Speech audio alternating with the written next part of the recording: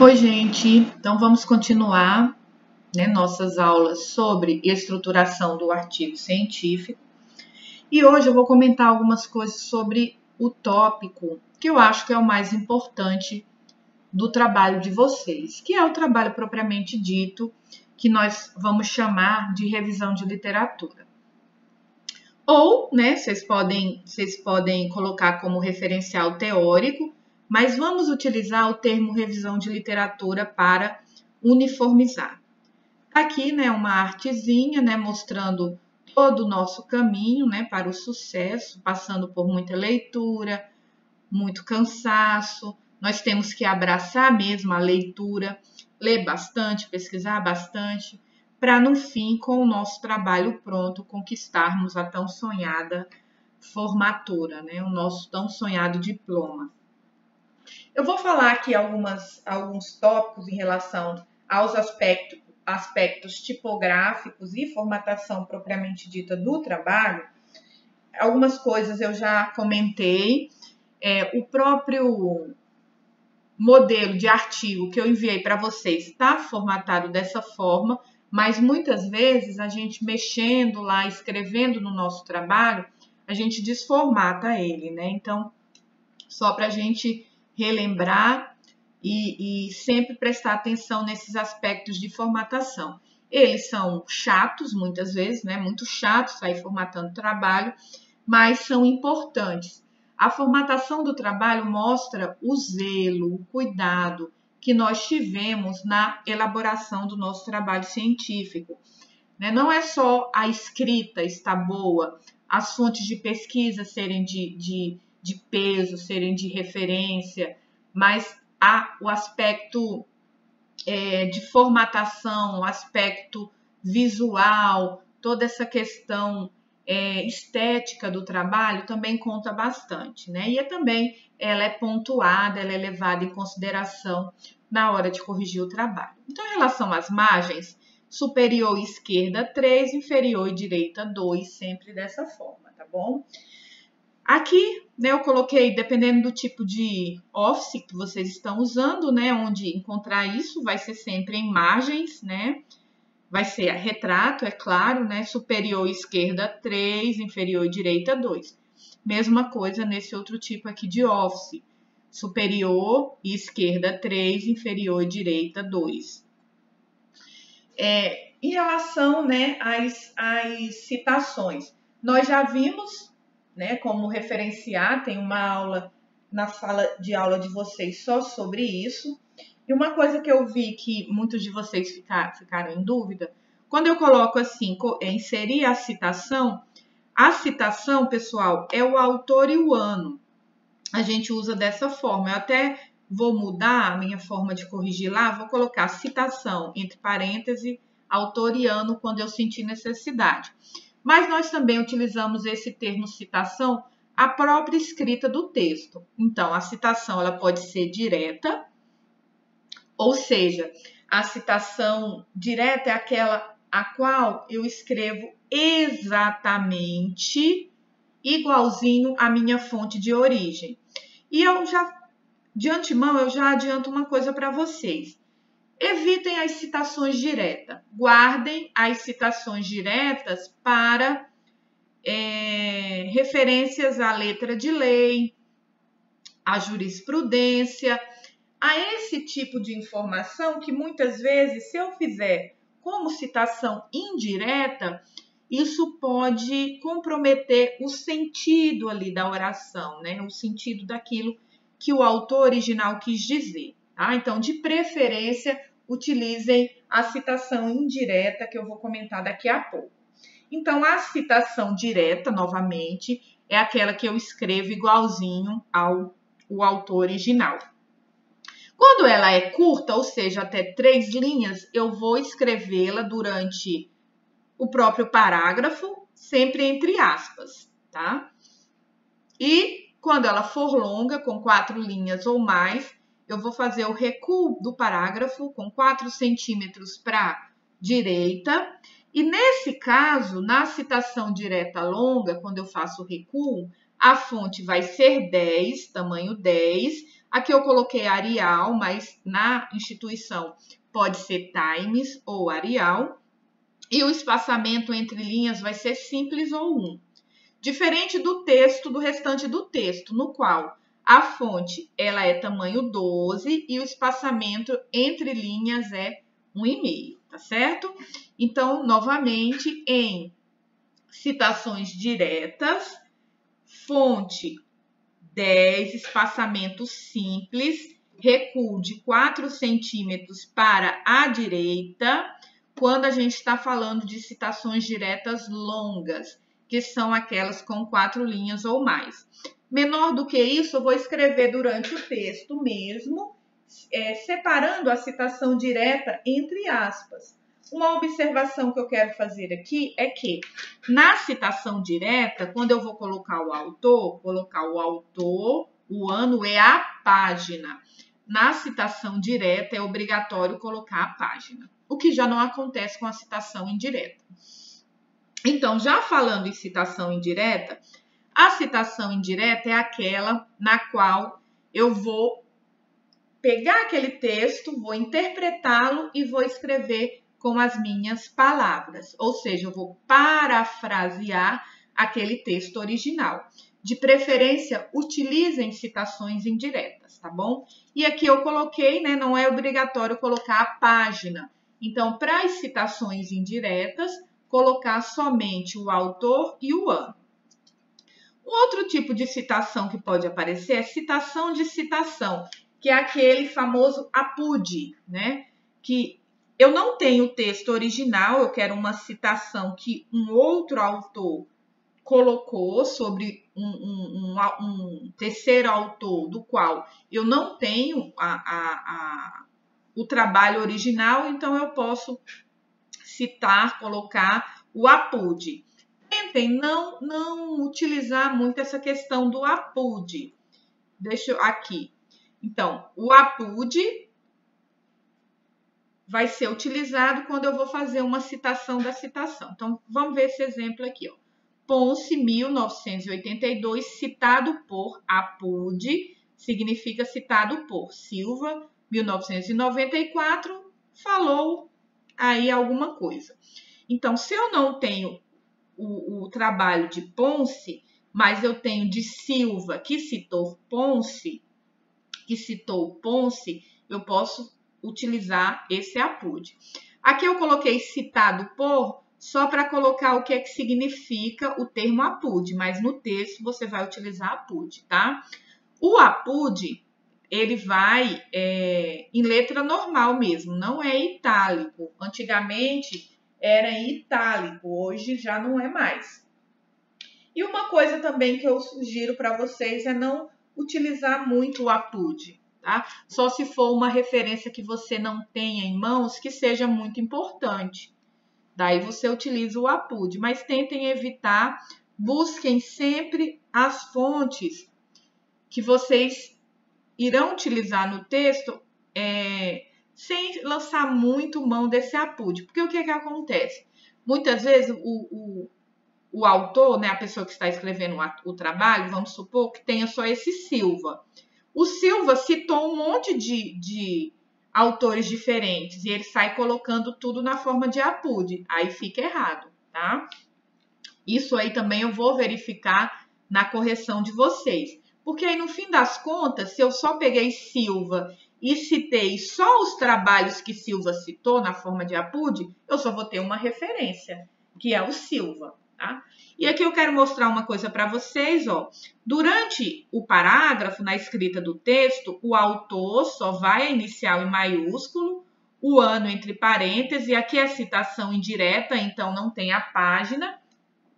Agora que veja que é uma citação direta, ó, o tamanho da fonte 10, espaçamento simples, e aqui ele também utilizou o APUD. Veja que está dentro do parêntese, né? Os autores estão dentro do parêntese ao final do parágrafo. Então, o nome do autor vai todo em letra maiúscula.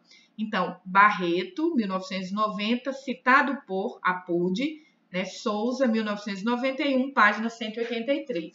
Então, veja que aqui é citação direta, então a gente utiliza lança-mão sempre da página, tá, pessoal?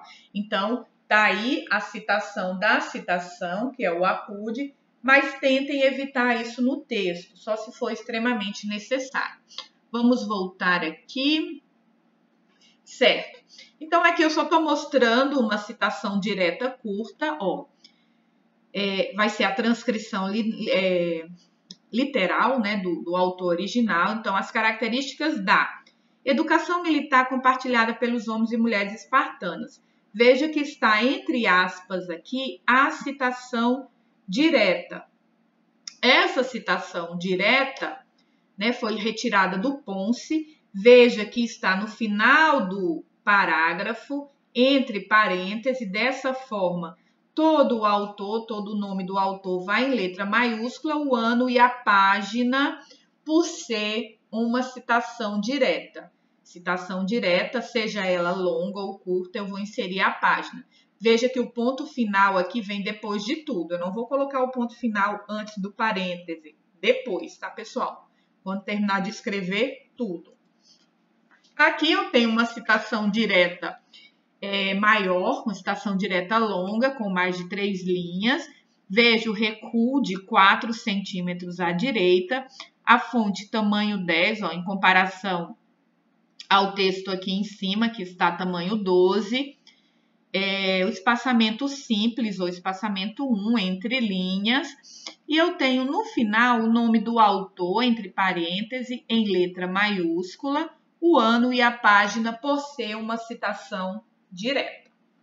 Citação direta longa. Agora, as citações indiretas, eu vou parafrasear o texto, ou seja, eu vou escrever com minhas palavras, claro, numa linguagem acadêmica, né? Vocês têm que utilizar, como vocês aprenderam na metodologia científica, em trabalhos científicos, trabalhos acadêmicos, tem que utilizar uma linguagem acadêmica. E, claro, que não mude o sentido, né, do texto original.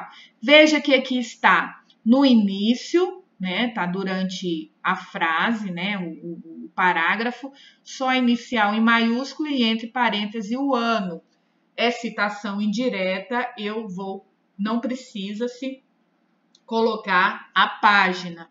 Aqui no outro parêntese, no outro parágrafo, perdão, eu tenho de acordo com Guimarães et al. Esse et al, pessoal, é escrito dessa forma mesmo. Et, espacinho ao, ponto e entre parênteses o ano. Significa e colaboradores. Eu vou utilizar et al quando eu tenho a partir de 4 autores naquela citação. Se eu tenho 1, 2 ou 3 autores, eu cito todos. Se eu tenho a partir de 4 autores, eu cito o primeiro autor e et al, aqui em caixa normal mesmo, igual o APUD, não é escrito em itálico, tá? E o restante da frase. Aqui nós temos citações indiretas, então não tem a página. Não é obrigatório colocar a página. Aqui o APUD, que eu já comentei com vocês, e aqui algumas referências em relação a alguns aspectos de formatação. O espaçamento entre linhas, com exceção das citações diretas, é 1,5, das citações diretas longas. Entre os títulos e o texto, eu vou dar 2 espaços de 1,5, ou seja, vai ficar uma linha em branco. Entre os subtítulos, eu só vou dar um enter, né? Não vai ficar nenhuma linha em branco. O corpo do texto e os títulos sempre em fonte 12, Arial ou Times. Quando vocês forem escrever o resumo, a mesma coisa. Agora, se vocês forem colocar notas de rodapé, assim como as citações diretas longas, o tamanho da fonte será 10. E no final, as referências, tamanho 12. O papel A4, né? O tamanho do papel A4 e a escrita, pessoal, sempre de forma impessoal. Nunca utilizar a primeira pessoa, seja do singular, seja do plural. Nunca utilizar eu acho, nós concluímos, nós falamos, tá bom? As siglas, quando vocês forem colocar uma sigla no, por exemplo, OAB, a primeira vez que aparecer, você vai colocar OAB e vai colocar o que é que significa entre parênteses. Quando essa sigla aparecer novamente, aí precisa só da sigla, não precisa colocar por extenso novamente, tá? Só a primeira vez que ela aparece. Muito cuidado nos parágrafos. Sempre que for iniciar um parágrafo, dá um tab. E esse tab, ele tem um espaçamento de 1,25 centímetros. A paginação sempre vai aparecer a partir da introdução, tá, pessoal? Então, como é um artigo, ele menos a capa, o restante vai ter que ser todo paginado e essa paginação vai ser no canto superior direito. As figuras, elas devem ser nomeadas e numeradas. Então, por exemplo, figura 1, logo da FAA, né? Então, você vai colocar o nome figura 1, 2 pontos e o título da figura. Embaixo, quando necessário, a fonte.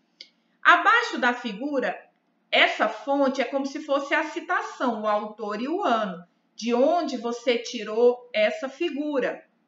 Aí vai ser a fonte, abaixo da figura, vai ser em tamanho 10. E outra coisa, o título da figura não é pontuado.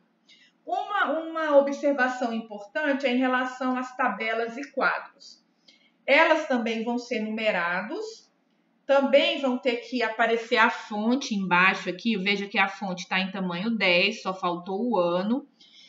E, pessoal, tabela é aquilo que você criou. Então, eu fiz uma pesquisa, apliquei questionários e vou criar uma tabela. A tabela é própria do autor. E na hora de escrever a tabela, veja que aqui dos lados ela é aberta, não tem o tracinho aqui dos lados, tá? Então, lembrem-se sempre disso. Tabela é criada pelo próprio autor. Agora, eu peguei uma tabela de um artigo e vou colocar no meu trabalho.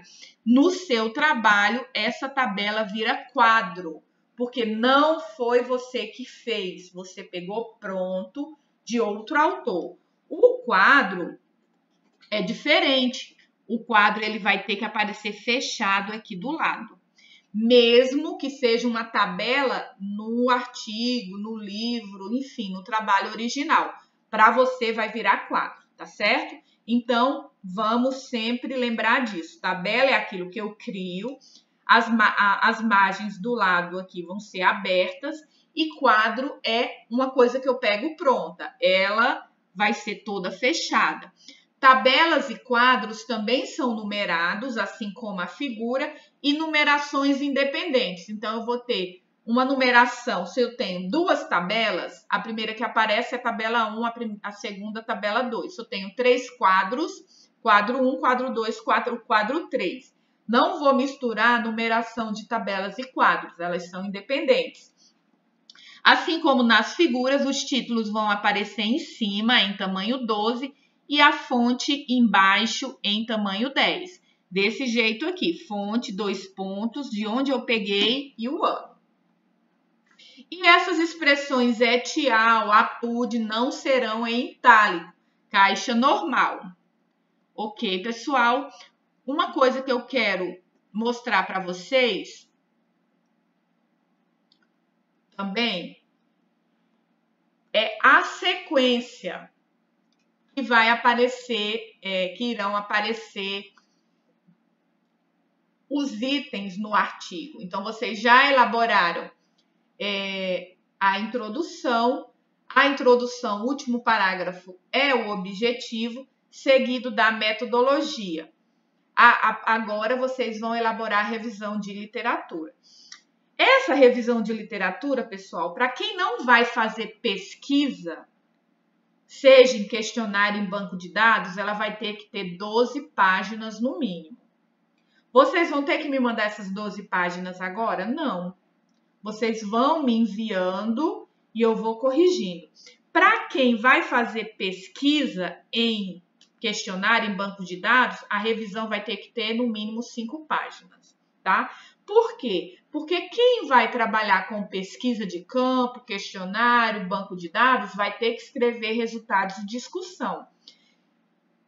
E quem vai trabalhar só com revisão de literatura, A parte escrita, o desenvolvimento mesmo do trabalho, vai ser só a revisão de literatura. Aí vai ter que ter 12 páginas, tá bom? No mínimo. E para quem vai fazer pesquisa em banco de dados e questionários, repetindo mais uma vez, a revisão vai ter que ter 5 páginas. Tá, pessoal? Então, finalizamos por aqui e fico aguardando as dúvidas de todos.